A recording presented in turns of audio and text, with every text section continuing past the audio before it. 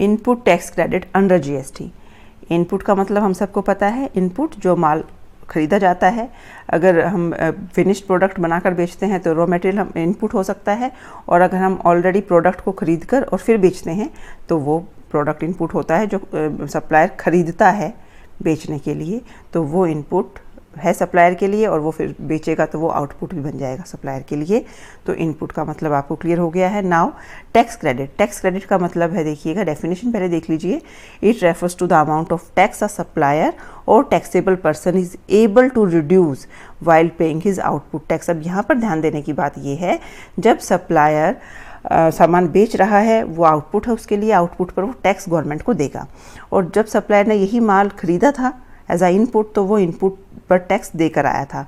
तो इनपुट पर जो उसने टैक्स दिया, आउटपुट पर जो टैक्स दिया, जब उनकी इस इनपुट टैक्स के उसकी आउटपुट की टैक्स लायबिलिटी कम हो जाती है इनपुट टैक्स से, दैट बिकम्स टैक्स क्रेडिट। तो हम यहाँ पर ये कह सकते हैं, इनपुट टैक्स क्रेडिट का मतलब होता है इनपुट टैक्स को यूज़ करना आउटपुट टैक्स को पे आउट करते हुए। इसको एक एग्जाम्पल से समझने की कोशिश करते हैं।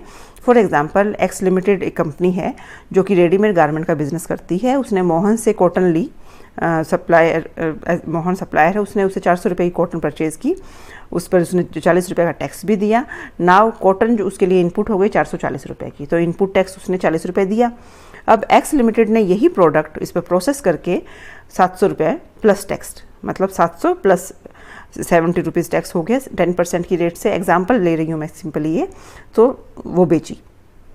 अब x limited input tax credit 40 रुपये क्लेम कर सकता है, क्योंकि 40 रुपये वो देकर आया है इनपुट पर।